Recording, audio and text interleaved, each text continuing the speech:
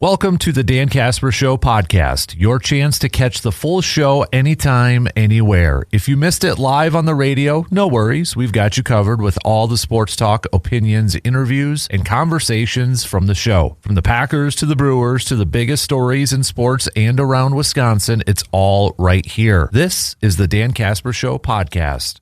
What's up, everybody? Good morning and happy Wednesday. We are making the turn on this week of ours. Appreciate you making us a part of your start. If you're up and at it and you're ready to get this day going, whether you're listening on the radio dials, 105.1 FM, 790 AM, available to stream up online at sportstalk1051.com. Got your Alexa devices, your smart speakers, your, the video stream up and rolling to the app. Download that, take it on the go. Multiple different ways for you to be joining or tuning in. And you can join in on the conversation by hitting us up with a text at 715-830-1912 or hanging out in the Section 105 chat room, part of our YouTube video stream. What do we have on our game plan for us this morning? Brew Crew picking up a win last night, taking game 2 of this 4-game series against the Pittsburgh Pirates. A 4-2 victory for the Crew. Logan Henderson improving to 6-1 on the season, picking up the win. He went 6 innings, giving up just 2 solo shots, striking out 8, only issuing 1 walk. Oh my gosh, I can't say it. The new pitcher from the Rockies. Oh, man. Sensatella. Wow. Spit it out, Dan. Making his Brewers debut, pitching an inning, walking 1, no earned runs. So we got to see one of the newcomers last night, then Uribe and McGill finishing it up for the Brewers. But Cheerio having himself a nice night. 3 hits, including a home run. A couple RBIs for him.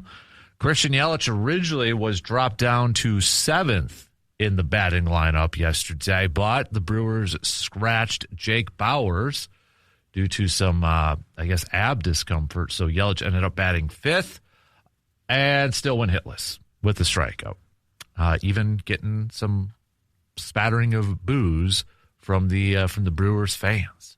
Pat Murphy, after the game in his post-game presser, asking fans to, asking them to remember who this guy was.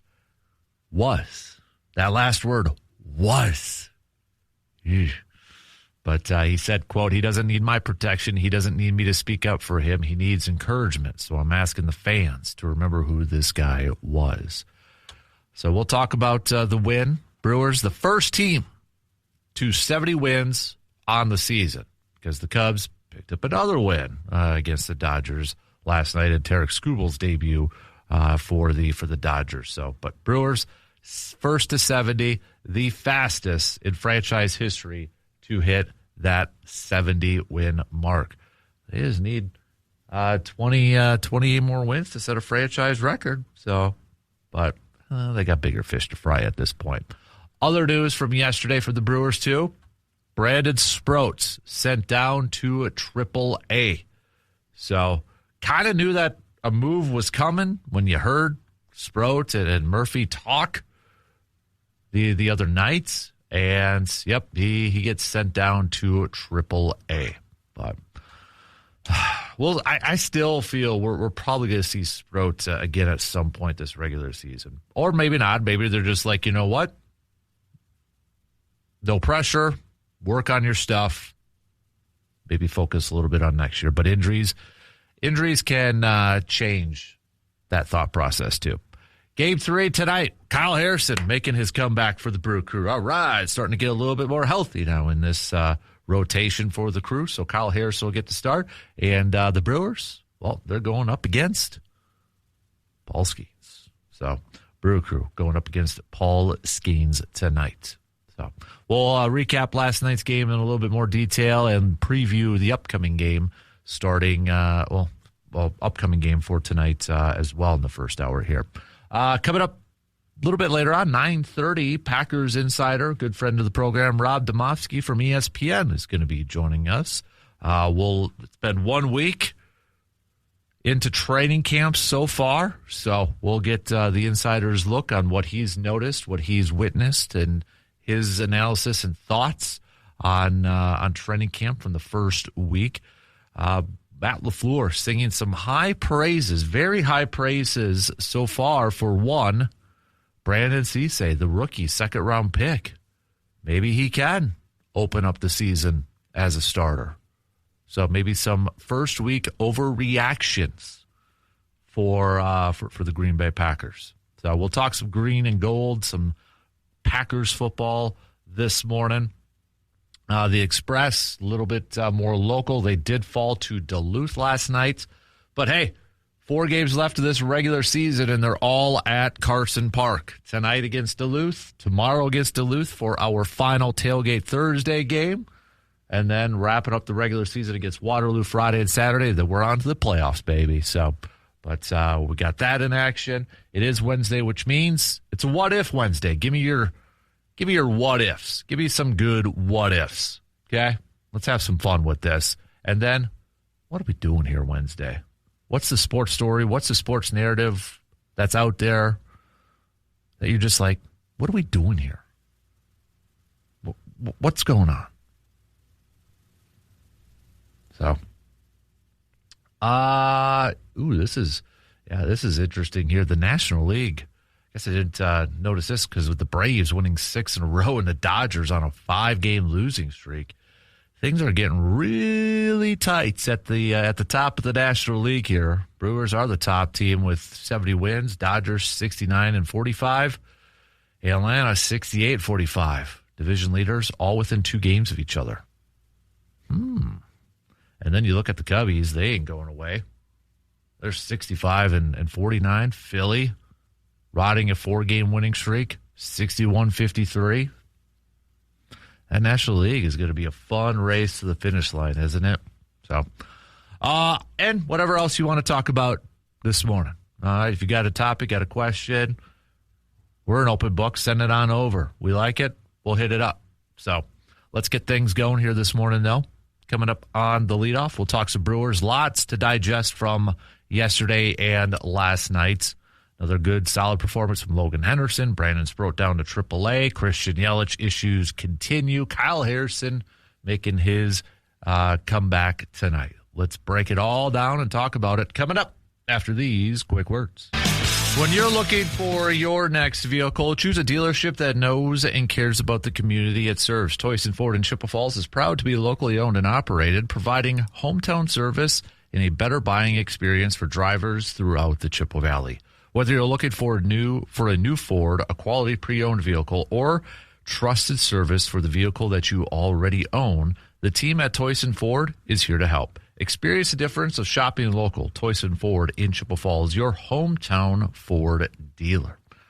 Let's get things rocking and rolling here this morning on the leadoff. Let's talk some Brewers. So let's rewind it before the game yesterday because, well, there was a couple things that happened. First off, Brandon Sproat getting sent down to AAA, which I don't think really surprises anybody, right? I don't think it surprises everybody that a decision had to be made, and the decision was between probably a couple of options. One, do you just put him in the bullpen? 2, do you send him to the pitching lab in Arizona? 3, do you send him down to AAA? Well, they sent him down to AAA. I wouldn't necessarily close the book on Brandon Sproat not pitching for the Brewers again this season. A lot can be determined. I mean, if there's an injury, there's something like that, he could be back up. If he starts to pitch really well, maybe figuring some stuff out, all right. But this isn't something that had to happen.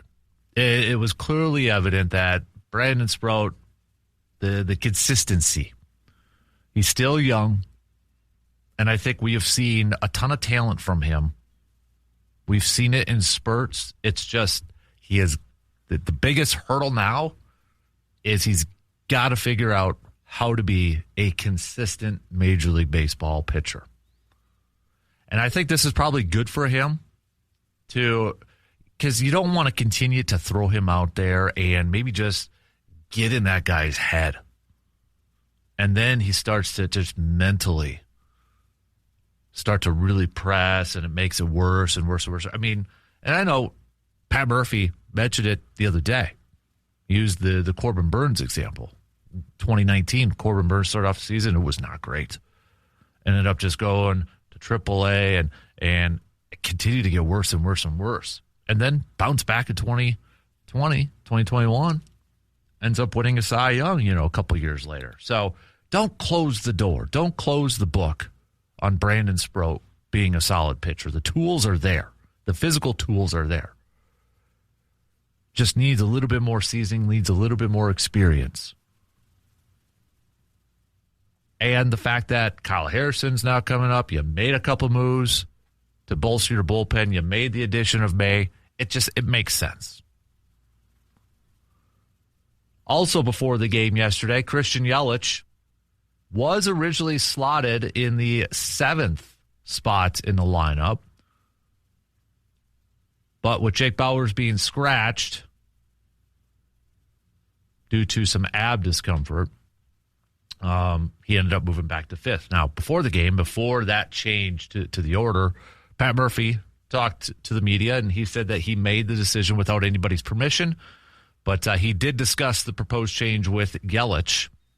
He was looking to spark a lineup that ranks 5th in the majors in runs scored with a blend of, well, it's not home runs, right? It's plate discipline, speeds, a little bit of small ball and such. But afterwards, Pat Murphy kind of talked about, because he had heard a little, because Yelich went 0 for 4 with another K. It's not great for Christian Yelich right now. And Pat Murphy kind of talked about maybe some of the fan reaction to Christian Yelich from last night's game. This is audio courtesy from our guy Hunter Baumgart, who's going to be joining the program tomorrow too, by the way. But this is what Pat Murphy had to say about Yelich after last night's game. I heard a couple fans today, the kind of start getting down on Yeli, and I know some of you guys are talking about the last this many games or that many. Like, look, guys, this guy's meant unbelievable amount to our organization, and the way he leads in there, you guys don't get to see. He doesn't need my protection. He doesn't need me to speak up for him, but he needs encouragement. So I'm asking the fans to understand this guy. Remember who this guy was. You know what I mean? I don't know how many MVPs the Brewers have had in their past history. MVPs. I mean, I'm just saying, Yeli, like, God, he basically won 2-2. If 19 he doesn't go down at the end, he wins that. So let's not forget what he's done. And that doesn't give him the grace to not, if he's in the lineup, he's got to perform. And he will. We just can't start piling on when this guy's done a lot. He deserves the respect. And hopefully our fans understand that. That's when, again, if we're going to thread the needle, we need Yeli. There is. So that's Pat Murphy after the game last night talking about the struggles of one Christian Yelich. And I understand what Pat Murphy's doing here. I mean, he's not only a quote coach. Baseball managers are unique in that aspect where they got to manage people, right? And yeah, I think Pat Murphy makes a lot of valid points. Got to encourage him, got to do this, got to do that, and he's standing up for his player. But I am also glad that he did acknowledge he's got to produce. And we've heard Pat Murphy kind of call out players before, said, dude, you got to produce. You got to produce. He's taken a little bit of a different tone when it comes to Christian Yelich, and I think it's just probably, Yelich is more of the veteran, more of maybe, okay, look at what he has done in his career. So he maybe gets, I don't want to say necessarily a grace from it, but deserves maybe a little bit more, I guess, respect, whether you agree with that or not. I think that's the approach Pat Murphy is coming from.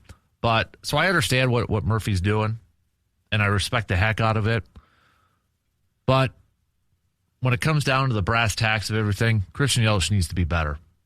Christian Yelich needs to perform. He needs to produce. He needs to be better at the plate. It can't be going up there where you're thinking this is going to be an out or where this is going to be a rally killer.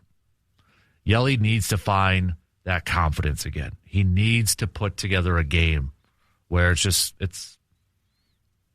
anybody who has played, baseball at some sort of level, once you kind of break through that slump and you start to gain a little bit of that confidence, then maybe things could turn around.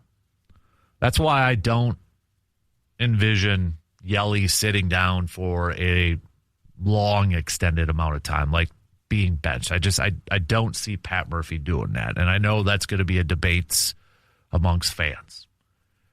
Murphy is going to give Christian Yelich numerous amounts of opportunities to hit his way out of this, to get out of this slump. And considering we know that the Brewers can't didn't add another bat before the deadline, the Brewers need Christian Yelich to find a little bit of that power that he had from last year, to find a little bit of something that he had from last year. He's got to find it. I don't know if he's going to. I don't know if he's going to find it in time. But they need Christian Yelich. He's got to figure this thing out. It is such, I think right now it's in his head. It's the mental aspect of this game. And I get the frustration from fans. I am frustrated with the performance from Christian Yelich. There's no question. I hate seeing it. I'm still going to root for the guy. When he goes up there at the plate, I'm hoping for the best, And I think a lot of fans are too. But gosh darn it, we need some more. We need some more production from him. Last night, though, Logan Henderson improving to a 6-1 on the season with a 2.70 ERA. And Logan Henderson made a kind of a fun comment last night. He said that he told Matt Arnold when he saw him that he thanked him for not trading him and said that I'm a Brewer. So that's kind of a fun comment there. But Logan Henderson, outside the 2 solo shots he gave up towards the end there, in that 6 to strike out the 3 batters that he faced, you could see why maybe the Tigers wanted Logan Henderson in any Skubal trade. And you could see why the Brewers might have been hesitant on that happening. And, we can go back and forth on this thing. Adam McCulvey has a great piece on Brewers.com if you still want to kind of rehash some of the Skubal Brewers trade stuff out there. And according to his sources, based on conversations with multiple club officials over the past few days, the Brewers believed they made a strong offer to the Tigers, maybe a stronger one than the Dodgers. Milwaukee's initial proposal was also 3 prospects, according to sources. All 3 were hitters, and at least 2 were top 100 prospects. And one of them was Luis Pena. The Tigers, though, wanted a controllable major league pitcher in the deal. None of the sources would say who they favored, but Logan Henderson was among the names teams were asking for most often. So, but hey, if Logan Henderson continues to rack up wins and keeps up that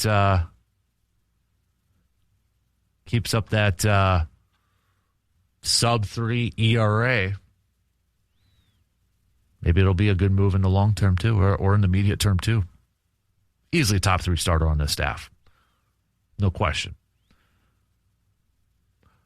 All right, we got to take a quick break, but let's preview Game 3 tonight because it's the return of one Kyle Harrison, a guy like Logan Henderson who's going to be counted on a lot to finish off the rest of this regular season on a strong note, but also A lot of pressure is going to be on them to be big-time contributors when it comes to the postseason. Logan Henderson, under the spotlight. We know Miz, he's under the spotlight. Kyle Harrison, he's going to be under that spotlight too. It's going to be up to those three to lead this staff. So let's preview tonight's game. Kyle Harrison going up against Paul Skeens. That's coming up after these quick words. If you're from Wisconsin, you know there is something special about this time of year. The days are getting a little shorter. The evenings are cooling off. And before you know it, hunting season will be here. That means now is the time to get your gear ready. Whether you need a new firearm, ammunition, optics, or maybe some other accessories or just some expert advice, make Tilden Gun your first stop. The folks at Tilden Gun aren't just there to sell you equipment. They're hunters too. They know what works. They're happy to answer your questions, and they'll help make sure that you are ready long before opening morning arrives. So don't wait until the last minute. Stop by Tilden Gun, get geared up, and start counting down the days to another great Wisconsin fall. Tilden Gun, helping Wisconsin hunters make the most of every season. Happy hunting and good luck this fall. Tom from across the pond on our video stream saying, I wish baseball was shown on TV over here. Listening to you guys talk about the Crew has got me more interested into the sport to a point where I want to choose a team to support and get into it. Well, let me nominate, Tom, the Brewers for your consideration. Just don't be a Dodgers or Yankees fan, okay? Just don't do that. Don't be a Dodgers or Yankees fan. Be a Brewers fan, my man. Be a Brewers fan. Got a couple of what ifs. Bo says, what if the Brewers got Paul Skeens? Yeah, that would be awesome. What are we doing? LeBron on the 76ers doesn't make him the GOAT over Jordan. Jordan is the GOAT, says Bo. Mike, I agree with your what if. I mean, it's something we've dabbled in a little bit, and something that I've been thinking about for a long time now, too, is what if Christian Yelich would have never fouled that ball off his knee? That was the start of his decline. Yeah, I mean, that's we've hashed that out. I don't know if that's a result of it, but man, you could connect some of those dots, can't you? And you look at that, and you just have to sit there and wonder how much that really affected the rest of his career. Dude was on pace to perhaps go back-to-back in MVPs. You know, the 2020 year, the shortened season, you kind of maybe, okay, throw that out. But, boy, it's just it's been weird since then with Christian Yelich's career. Christian Yelich, if you think about it, though, and you really look at some of his numbers, just has had a weird career overall. And I say that because when he was with Miami, he was not a big home run hitter. I mean, the most he hit in Miami in a season was 21, and that was 2016. But his batting average, 288, 284, 300, 298, 282. His OPS, 766, 764, 782, 859, 807. And then his 2 years in Milwaukee, or the first 2 years in Milwaukee, he's like, all of a sudden found this power, 36 home runs. He's hitting 326. His OPS is a 1.000. It's like, dang. And then wins MVP. 2019. Outdoes it. 44 home runs. 329 batting average, a 1.100 OPS. But then the foul ball off the knee. It's just 2020 in those 58 games, 205. With just 12 home runs. 2021, 9 home runs. 14, 19, 11. But then 2024, when he finally made it back to the All-Star game. It's like, okay, he's got 12, he's got 11 home runs, not a ton of power, but the guy was hitting well over 300. And it's like, okay, maybe this is the Marlins version of Yeli. Getting it back a little bit. And then he gets hurt. So last year, okay, the average is down. It goes down to a 264, but the power seemed to be back. 29 home runs, 103 RBIs.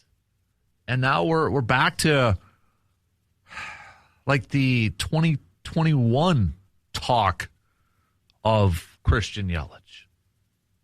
This is his worst season if we look at it from an OPS and batting average. I mean, this, if we add in OPS, this is the worst.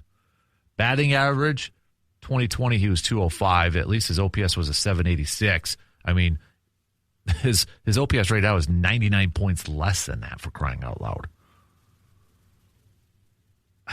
It's just been it's a weird career. So I know I use this a lot. It's like an EKG, kind of all over the place, up and down, and weird numbers here and there. And he's back, he's not back. Ugh. I mean, for crying out loud, 2025, he got some MVP votes.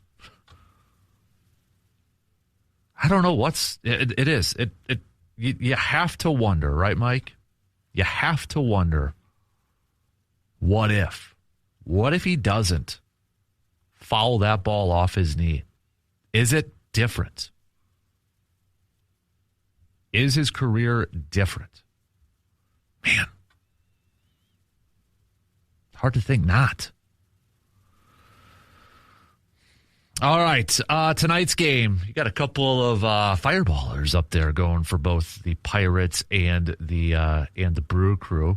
Pirates are going to be throwing out Mr. Paul Skeens, who I think we're all pretty familiar with, right? We're pretty familiar with one Paul Skeens, who is 9-9 this year and a 3.90 ERA. A little bit, I mean, numbers-wise, just because Paul has set the bar so incredibly high for himself and for his career. A little bit, a little high.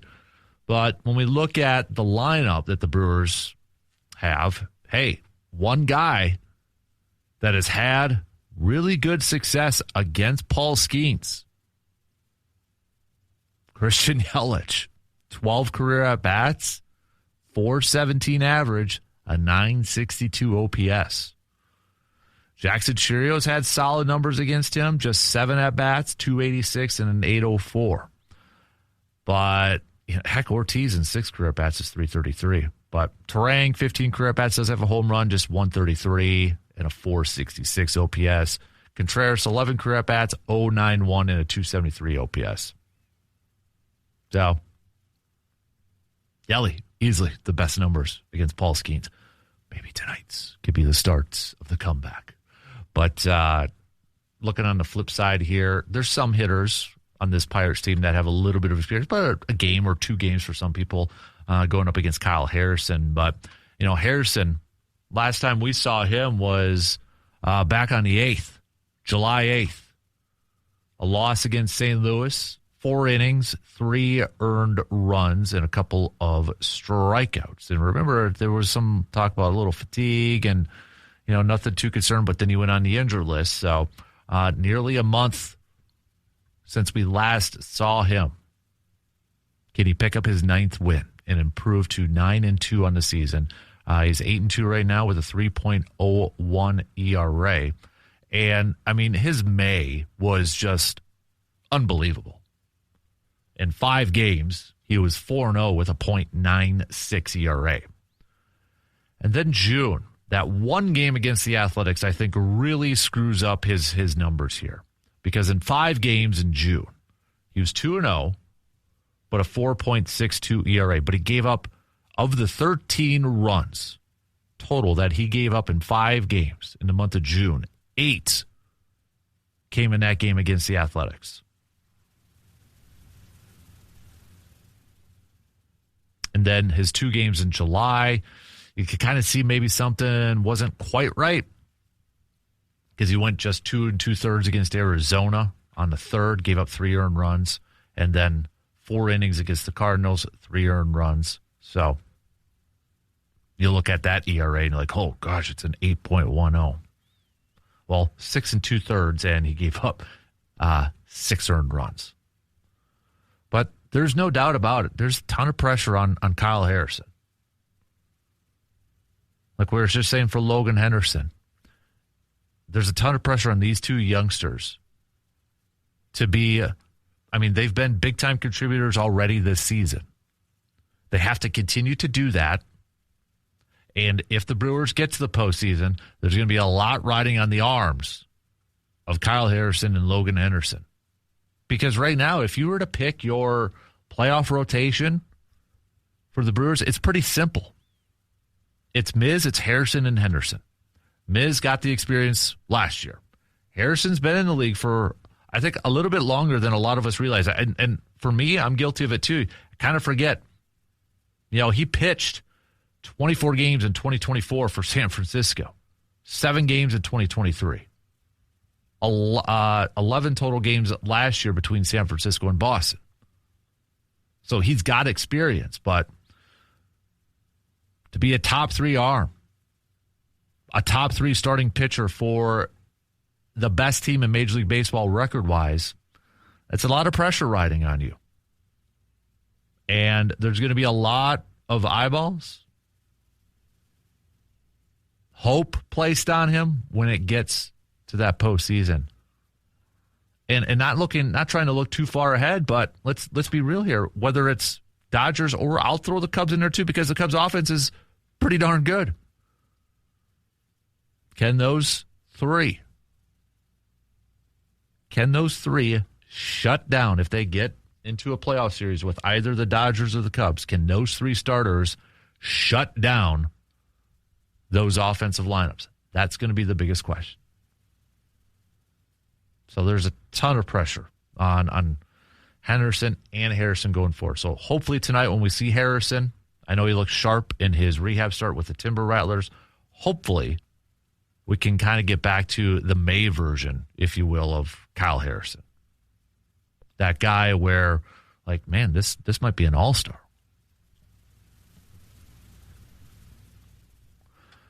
All right, let's take a quick break as we start to wrap up the first hour. We'll be right back after these few words. The countdown to fall sports is on. From Friday night football to volleyball, soccer, cross country, athletes across the Chippewa Valley are getting ready to compete. But when injuries happen, getting the right care matters. Chippewa Valley Orthopedics and Sports Medicine specializes in helping getting athletes back in the game with expert orthopedic care, sports medicine, and treatment that you can trust.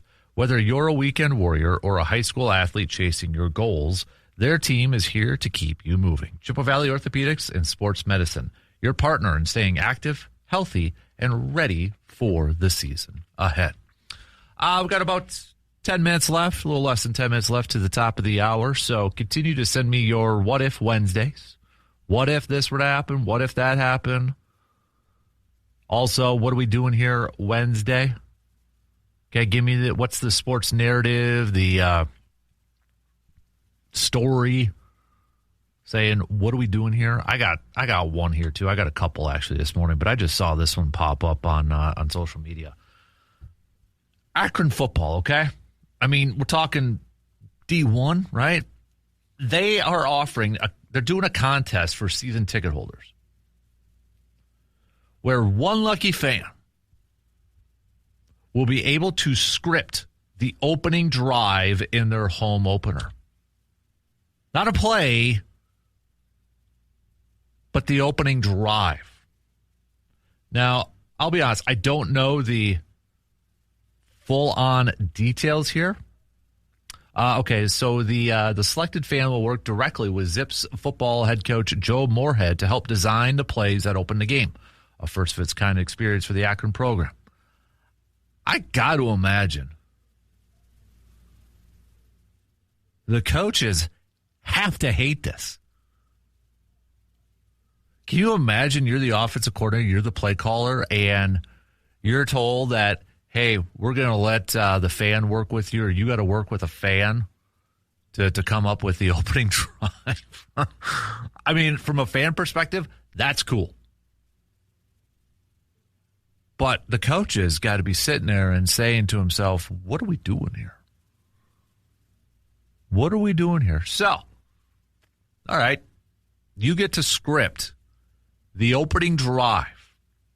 I'm going to throw it back to all of you. Let's have some fun with this, okay? Give me the first 4 plays. Give me the first 3. Give me the first 3 plays that you would design, that you would call if you're Matt LaFleur? Matt LaFleur called you up and said, hey, week 1, Minnesota, right? Give me the first 3 plays that we're going to run on offense. Script it. Let's see what you got. Let's have some fun with this. All right, hit me up. Shoot them on over. Text them on over. Comment them on over. But I just got to imagine, like, I know the coach, Coach Moorhead said, I'm looking forward to collaborating with the season ticket holder who wins this contest. This will give our fans a behind-the-scenes experience that has never been done before anywhere. So I'm excited to show them how to put together the opening script and see what they can do. I don't think he likes this. I don't think any coach would like this or any play caller would like this. I don't think they did. What? Not a chance. Not a chance. But let's have a little fun with this one. So if you're if Matt LaFleur called you up or you won this contest for Green Bay, what would be the first 3 calls that you would do? I think this would be fun for a fan. I think fans would love this. Coaches, I can't see them at all being happy about this thing. So what if? There we go. We turned a what are we doing here into a what if? What if Matty called you and said, you give me the first 3 plays, our opening drive and our season opener against Minnesota. What are you doing? What are you calling? Okay. All right, so we'll talk some green and gold coming up in the next hour, including Brandon Cisse already a starting cornerback for the Packers. He already won that job. Matt LaFleur singing the praises of Brandon Cisse. So we'll go through that, and the latest and greatest from camp is today marks 1 week into camp season. We got family night coming up in a couple days here, so that's already around the corner. Maybe the first glimpse for a lot of people to check out this Packers squad. So we got football talk coming up. Don't forget, Rob Demoski is going to be joining us at 9:30. So we'll get the inside info from Packers camp from ESPN's Rob Demoski. Again, that's around 9:30 this morning. C-Bob says that is an awesome thing that Akron is doing. Is the coach going to allow whoever it is to run all goes for 3 straight times? What a marketing tool. That's the thing. I don't like. There's got to be some. If you're the coach, you got to be able to have some no, we're not doing that. Like if you're the coach, you just say, okay, you get to choose from these 3. I'm okay if you choose from these 3 for the first play and then the second play. I don't know. I can't imagine that the playbook is completely open. Maybe it is. But wow. Yeah. All right. A couple more texts. I agree. The big what if is Christian Yelich's knee injury from 2019, what his career would have looked like if he didn't foul that ball off.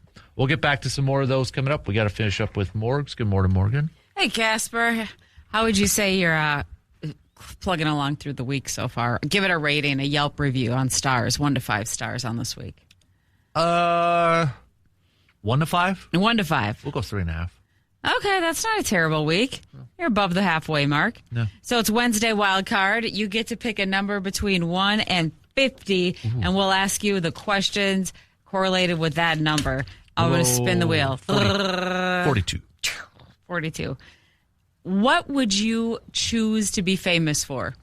If you could pick your face, somebody said, all right, you're going to be famous, and it's because of this. What would you choose to be famous for if you could pick?